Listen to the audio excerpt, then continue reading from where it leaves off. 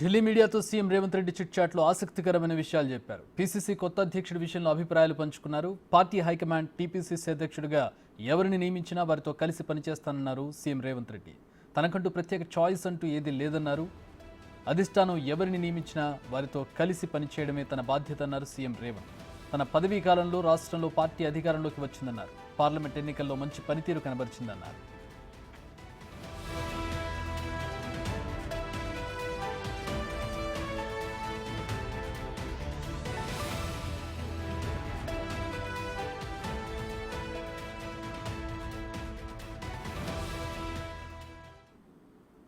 మా ప్రతినిధి శివ ఢిల్లీ నుంచి జాయిన్ అవుతూ ఉన్నారు. కొత్త పీసీసీ చీఫ్ ఎవరైనా దాని మీద ప్రస్తుతం ఆసక్తికర చర్చ జరుగుతోంది కాంగ్రెస్ పార్టీలో. దీనికి సంబంధించి మరిన్ని వివరాలు అడిగి తెలుసుకుందాం. శివ, ఏంటి ప్రాబబుల్స్గా ఎవరి పేర్లు వినపడుతూ ఉన్నాయి? ఇప్పటికీ పీసీసీ ముఖ్యమంత్రి పదవిలో రేవంత్ ఉన్నారు. తర్వాత రేసులో చాలామంది సీనియర్స్ కనపడుతున్నారు కాంగ్రెస్లో నుంచి. సో పీసీసీ రేసులో ప్రధానంగా వినిపిస్తున్న పేర్లు ఎవరివి? చక్రి ఈరోజు ఢిల్లీలో మీడియాతో చిట్చాట్లో పలు ఆసక్తికర విషయాలను మీడియా ప్రతినిధులతో షేర్ చేసుకున్నారు. దీనిలో భాగంగా ఆయన పాలన అంశాల గురించి ఇప్పటివరకు తన పాలన ఏ విధంగా కొనసాగింది, ఇప్పటివరకు కొనసాగిన పాలన పట్ల నేను సంతృప్తికరంగా ఉన్నాను. మరోవైపు పీసీసీ ప్రెసిడెంట్గా తన పదవి కాలం ముగియబోతోంది. జూన్ 27న తనను పీసీసీ ప్రెసిడెంట్గా ప్రకటించారు. జూలై 7న తను పదవి బాధ్యతలు చేపట్టాను. ఈ లోపల అంటే 27 నుంచి అందరూ పదవీకాలం ముగుస్తుందని ప్రచారం చేస్తున్నారు. కానీ 7వ తేదీతో, అంటే ప్రకటించింది 27వ తేదీ జూన్ 27న, ఆయన బాధ్యతలు చేపట్టింది జూలై 7వ తేదీ. ఈ జూలై 7వ తేదీతో తన పదవీకాలం మిగబోతున్న నేపథ్యంలో కొత్త పీసీసీ ప్రెసిడెంట్ పైన చర్చలు కొనసాగుతున్నాయి. ఇప్పటికే అధిష్టానానికి తన నిర్ణయం ప్రకటించారు. అధిష్టానం ఏ నిర్ణయం తీసుకున్నా ఆ నిర్ణయానికి అనుగుణంగా వచ్చే కొత్త పీసీసీ ప్రెసిడెంట్తో కలిసి పనిచేయడానికి నేను సిద్ధంగా ఉన్నానంటూ కూడా సీఎం రేవంత్ రెడ్డి తెలిపారు. నాకంటూ సొంత నిర్ణయాలు ఏమీ లేవు, అధిష్టానం చెప్పిన వరకే, అధిష్టానం ఏ నిర్ణయం తీసుకుంటే దానికి నేను కట్టుబడి ఉంటానంటూ కూడా ఆయన తెలిపారు. అయితే ఇప్పటివరకు కొన్ని పేర్లు ప్రచారం జరుగుతున్నాయి. అంటే కొన్ని మహేష్ కుమార్ గౌడ్, మరోవైపు సీతక్క, పొన్నం ప్రభాకర్, ఇటు మోదియాష్కి గౌడ్, వీరి పేరు ప్రధానంగా వినిపిస్తున్నాయి. ఇటు మంత్రుల విషయానికి వస్తే పొన్నం ప్రభాకర్, సీతక్క వీరి విషయాల గురించి ప్రస్తావించిన నేపథ్యంలో, అంటే మంత్రి పదవి వదులుకోవాల్సి ఉంటుంది పీసీసీ పదవి కావాలంటే, కానీ వారు సుముఖంగా ఉన్నారా లేదో వారు నిర్ణయించుకోవాలి. అధిష్టానం మరి ఎవరు నిర్ణయిస్తుందో చూడాలంటూ కూడా సీఎం రేవంత్ రెడ్డి చెప్పారు. మరోవైపు మహేష్ కుమార్ గౌడ్ అలాగే మోదియాష్కి గౌడ్ వీరిద్దరు ఇప్పటికే పార్లమెంట్ హౌస్లో సోనియా గాంధీతో భేటీ అయ్యారు. వారిద్దరు కూడా పీసీసీ రేసులో ఉన్నారు. కానీ ఈరోజు రాత్రి 8 గంటలకు కాంగ్రెస్ ఏఐసీసీ కార్యాలయంలో అగ్రనేతలతో సీఎం రేవంత్ రెడ్డి సమావేశం కాబోతున్నారు. రాహుల్ గాంధీ, మల్లికార్జున ఖర్గే, కేసీ వేణుగోపాల్తో భేటీ జరగబోతుంది. ఈ సమావేశంలో ప్రధానంగా పీసీసీ ప్రెసిడెంట్ ఎవరిని ఎన్నుకోవాలి, మరోవైపు మంత్రివర్గ విస్తరణ, నామినేటెడ్ పోస్టుల భర్తీ, వీటన్నిటిపై ప్రధానంగా చర్చించబోతున్నారు. మరోవైపు పార్టీలో చేరికలపై కూడా ఈరోజు జరిగే సమావేశంలో చర్చిస్తున్నట్టు తెలుస్తుంది. మరి ముఖ్యంగా పీసీసీ ప్రెసిడెంట్ అనే దానిపైనే అందరూ ఆశలు పెట్టుకున్నారు సీనియర్ నేతలు. కానీ ఇక్కడ ప్రధానంగా వినిపిస్తున్న పేర్లు మోదియాష్కి గౌడ్, అంటే బీసీ సామాజిక వర్గానికి ఈ పదవిని ఇవ్వాలి అనేది ప్రధానంగా కాంగ్రెస్లో ఒక డిమాండ్ అయితే వినిపిస్తూ ఉంది. దానిలో భాగంగానే మోదియాష్కి గౌడ్ అలాగే వర్కింగ్ ప్రెసిడెంట్గా ఉన్న మహేష్ కుమార్ గౌడ్కి ఇద్దరిలో ఎవరికి ఒకరికి ఈ పీసీసీ పదవి వరించబోతుంది అనేది ప్రధానంగా చర్చ కొనసాగుతుంది. దీనికి సంబంధించి మనకి అధికారిక ప్రకటన అనేది మనకు సాయంత్రం ఈరోజు జరిగే 8 గంటల సమావేశంలో ఒక సమాచారం వెలువడే అవకాశం కనిపిస్తోంది. మరోవైపు ఇక పాలనా పరంగా ఇప్పటి వరకు ఏదైతే తాను పీసీసీ ప్రెసిడెంట్గా ఉన్న సందర్భంలోనే పార్టీ అధికారంలోకి వచ్చింది. ఇక ముఖ్యమంత్రిగా పదవి బాధ్యతలు చేపట్టిన తర్వాత రాష్ట్రంలో పరిపాలన అనేది తక్కువ మార్గంలో జరుగుతుంది. ప్రజలకు సుభిక్షమైన పాలన అందిస్తున్నామంటూ కూడా సీఎం రేవంత్ రెడ్డి తెలిపారు. అంటే అందరినీ కలుపుకుని పోయి పాలన కొనసాగించాలనే ఉద్దేశంతో ప్రతి ఒక్కరి నిర్ణయాలు తీసుకుంటున్నాను. పార్టీలో చేరికలకు సంబంధించి కానీ ఇతర పార్టీల నుంచి చేర్చుకోవడం ద్వారా కాంగ్రెస్ పార్టీని బలోపేతం చేసేందుకు ఎంతో ఉపయోగపడుతుంది. ఈ నేపథ్యంలోనే చేరికలను ప్రోత్సహిస్తున్నామనేది సీఎం రేవంత్ రెడ్డి తెలిపారు. దానిలో భాగంగానే అందరినీ ఆహ్వానిస్తున్నాం. అందరి అభిప్రాయాల మేరకు అందరినీ అభిప్రాయాలు తీసుకుని కాంగ్రెస్ పార్టీలోకి అందరినీ తీసుకుంటున్నట్లు కూడా తెలిపారు. ఇతర పార్టీల నుంచి కూడా మా పాలన నచ్చి కాంగ్రెస్ పాలన ఇప్పటివరకు అధికారం చేపట్టినప్పటి నుంచి ఏదైతే హామీలు ఇచ్చామో హామీలకు సంబంధించి ఇప్పటివరకు నెరవేరుస్తున్నాం కాబట్టి ఆ పాలన పట్ల ఆకర్షితులై ఒక్కొక్కరు కాంగ్రెస్ వైపు చూస్తున్నారంటూ కూడా సీఎం రేవంత్ రెడ్డి తెలుపుతున్నారు. మరోవైపు గతంలో ఏవైతే హామీలు ఇచ్చామో హామీల్ని అమలుపరుస్తున్నాము. మరోవైపు కొత్తగా కొన్ని పథకాలను ప్రవేశపెట్టబోతున్నాము. దానికి సంబంధించి కూడా ఒక కార్యాచరణ రూపొందించామంటూ కూడా సీఎం రేవంత్ రెడ్డి తెలిపారు. గతంలో ఎన్నికల సమయంలో తను ఏదైతే వ్యాఖ్యలు చేశానో, అంటే బీఆర్ఎస్ పార్టీ ఏర్పడిన తర్వాత ఇంత దౌర్భాగ్య పరిస్థితి ఎప్పుడూ లేదనేది ప్రధానంగా సీఎం రేవంత్ రెడ్డి బీఆర్ఎస్ అధినేత కేసీఆర్ను ఉద్దేశించి ప్రసంగించారు. ఎన్నికల ప్రచారంలో భాగంగా లోక్సభలో బీఆర్ఎస్ అభ్యర్థిని బీఆర్ఎస్ ఒక స్థానం లేకుండా చేస్తానంటూ చెప్పాను. అదేవిధంగా అక్కడ జరిగింది, ఒకరు కూడా గెలవలేదు అనేది ప్రధానంగా సీఎం రేవంత్ రెడ్డి చెప్పదలుచుకున్నారు. దానిలో భాగంగానే పార్లమెంట్లో లోక్సభ సభ్యునిగా ప్రాతినిధ్యం అనేది బీఆర్ఎస్కు లేకుండా నేను చేశాను, అది చేయడంలో నేను సఫలీకృతమయ్యాను అనేది రేవంత్ రెడ్డి మీడియా చిట్ చాట్లో తెలిపారు.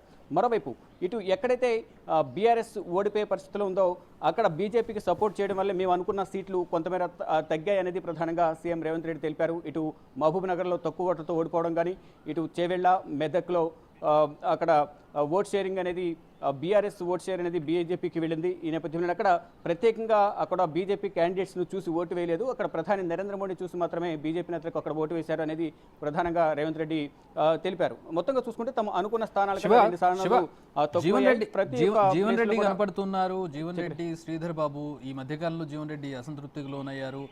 మరో నేతని పార్టీలోకి తీసుకోవడంతో ఈ బుజ్జగింపుల కోసం ఢిల్లీ వెళ్ళారు ఆయన. అక్కడ రైట్, డెఫినెట్గా ఇదే విషయం పైన నిన్న ఢిల్లీ వచ్చారు. ఈ బాధ్యతనంతా కూడా శ్రీధర్ రెడ్డి దగ్గరుండి ముందుగా దీపాదాస్ మున్షితో సమావేశం కావడం కానీ, ఇక్కడ నుంచి మళ్ళా తెలంగాణ భవన్లోని శబరి బ్లాక్లో వీరందరూ సమావేశమయ్యారు దీపాదాస్ మున్షితో.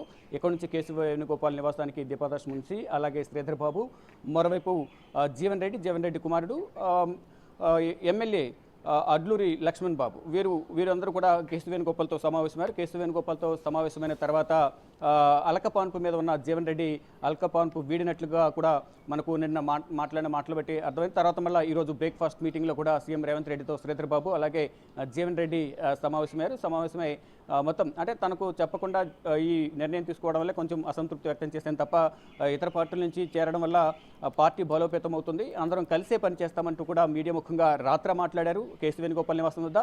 ఈరోజు సీఎం నివాసంలో తన క్యాంప్ ఆఫీసులో కూడా ప్రెస్ మీట్ నిర్వహించిన సందర్భంలో అందరం కలిసి పని చేసుకుని మేము సిద్ధంగా ఉన్నాం, పార్టీని బలోపేతం చేయడానికి అందరూ ఒక తాటిపై ఉండి పార్టీని ముందుకు తీసుకెళ్తామంటూ కూడా జీవన్ రెడ్డి చెప్పారు. కానీ ఎటువంటి హామీ అనేది తనకు ఇవ్వలేదు అనేది మనకు ప్రధానంగా తెలుస్తుంది. అంటే కొంతమంది పీసీసీ పదవి ఇస్తారు, మరోవైపు మంత్రివర్గంలోకి తీసుకుంటారని కూడా ప్రచారం జరిగినప్పటికీ మంత్రివర్గంలో ఈసారి మంత్రివర్గంలో అవకాశం లేదనే ప్రధానంగా మనకు ఒక సమాచారం అయితే అందుతోంది. కానీ ఒక సీనియారిటీ ప్రకారం ఆయనకి ఇవ్వాల్సిన ప్రాధాన్యత, ఆయన సేవలను ఏవైతే వినియోగించుకోవాలో ఆ విధంగా వినియోగించుకుంటామంటూ కూడా ఇటు సీఎం రేవంత్ రెడ్డి కానీ ఇటు కాంగ్రెస్ పార్టీకి సంబంధించిన సీనియర్ నేతలందరూ కూడా చెప్తూ ఉన్నారు. మొత్తంగా ఏదైతే జగిత్యాల ఎమ్మెల్యే డాక్టర్ సంజయ్ కుమార్ని ఎవరినైతే పార్టీలోకి ఆహ్వానించారో ఆ నేపథ్యంలోనే అక్కడ అలకపు నిన్న నేపథ్యంలో తర్వాత ఇమీడియట్గా సీఎం రేవంత్ రెడ్డి కొంతమంది కాంగ్రెస్ సీనియర్ నేతలు ఇంటికి పంపించి అక్కడ ఆయనతో సంప్రదింపులు జరిపిన తర్వాత మళ్ళీ ఢిల్లీకి పిలిచిన నేపథ్యంలో ఢిల్లీ వచ్చారు.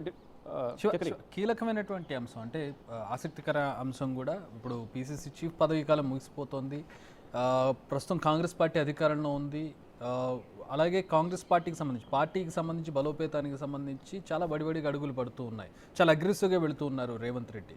ఆ ప్లేస్ని భర్తీ చేయాలంటే మరొక అగ్రెసివ్ నేత, స్ట్రాటజికల్గా వెళ్ళగలిగేటటువంటి నేత అవసరం అవుతారు.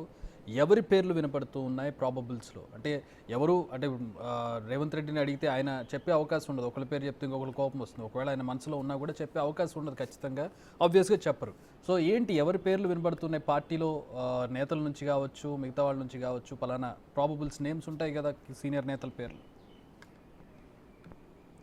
రైట్, మీరు అన్నట్లుగా సీఎం రేవంత్ రెడ్డి ఎవరికి ఇచ్చినా నేను వారికి సహకరిస్తానంటూ ఆయన చెప్తూనే కొంతమంది పేర్లు కొంచెం ఆయన మనసులో ఉన్నప్పటికీ కూడా కొన్ని అడ్డంకులు ఏర్పడే అవకాశం ఉంది. కాబట్టి అధిష్టానం ఏ నిర్ణయం తీసుకుంటే ఆ నిర్ణయానికి కట్టుబడి ఉంటాను, కలిసి పనిచేస్తాను, పార్టీ బలోపేతం కోసం ముందుకు వెళ్తాము కలిసి అనేది ప్రధానంగా సీఎం రేవంత్ రెడ్డి చెప్తున్నారు. కానీ వీరన్నట్లుగా ఎవరైతే ప్రాబబుల్స్ ఉన్నారో ప్రధానంగా మహేష్ కుమార్ గౌడ్ అలాగే మధుయాష్కి గౌడ్ ఇద్దరు పేర్లు ప్రధానంగా వినిపిస్తున్నాయి. దీంట్లో ఎక్కువగా అధిష్టానం కూడా మరోవైపు కాంగ్రెస్ నేతలందరూ కూడా మహేష్ కుమార్ గౌడ్ వైపు మొగ్గు చూపుతున్నట్లుగా కూడా సమాచారం అయితే అందుతుంది. దానిలో భాగంగానే ఇప్పటికే ఇద్దరు కూడా ఢిల్లీలో పార్లమెంట్ హౌస్లో సోనియా గాంధీతో భేటీ అయ్యారు. ఇద్దరు ఎవరైతే ఆసక్తి చూపుతున్నారు దీంట్లో పదవి పట్ల రేసులు ఎవరైతే ఉన్నారో పీసీసీ పదవి రేసులో వారిద్దరు కూడా ఇప్పటికే పార్లమెంట్లో కలిశారు. ఇటు మహేష్ కుమార్ గౌడ్ అలాగే మధుయాష్కి గౌడ్ ఇద్దరు కూడా సీఎం రేవంత్ రెడ్డి చుట్టూ తిరుగుతున్నారు, అధిష్టానం పెద్దలతో కూడా కలుస్తూ ఉన్నారు. ఈ నేపథ్యంలో ఎవరిని వరించబోతుంది పీసీసీ పదవి అని కూడా చూడాల్సి ఉంది. ఇక గతంలో Mahesh Kumar Goud PCC working president ఉన్నారు, పార్టీ కార్యక్రమాల్లో చురుగ్గా పాల్గొంటూ ఉన్నారు. అధికారంలో ఉన్నప్పటికీ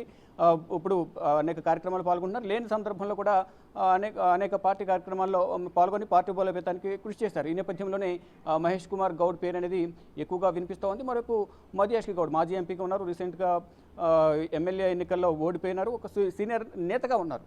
ఇద్దరిలో ఎవరి వైపు అధిష్టానం మొగ్గు చూపుతుంది అనేది కూడా చూడాల్సి ఉంది. కానీ ఎక్కువగా ఇప్పటివరకు ఉన్న సమాచారం ప్రకారం వర్కింగ్ ప్రెసిడెంట్గా చేసిన అనుభవం రేవంత్ రెడ్డికి అత్యంత సన్నిహితులుగా ఉన్నారు. మరోవైపు సన్నిహితుడు మీన్స్ అంటే అన్ని పార్టీ కార్యక్రమాల్లో రేవంత్ రెడ్డికి సహకరిస్తూ వస్తున్నారు.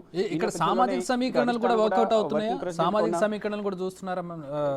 డెఫినెట్గా బీసీ సామాజిక వర్గానికి ఇవ్వాలనేది ప్రధానంగా అధిష్టానం కూడా నిర్ణయించుకున్నట్టు తెలుస్తుంది. ఇక్కడ రెడ్డి సామాజిక వర్గానికి సంబంధించి చూసుకుంటే ఇక్కడ క్యాబినెట్లో కూడా ఎక్కువ మంది రెడ్డి సామాజిక వర్గానికి సంబంధించిన నేతలు ఉన్నారు. మరొక సీఎం పోస్ట్ కూడా సీఎం రేవంత్ రెడ్డి ఉన్నారు. ఈ నేపథ్యంలోనే ఈ పీసీసీ పదవి అనేది బీసీ సామాజిక వర్గానికి ఇవ్వాలి.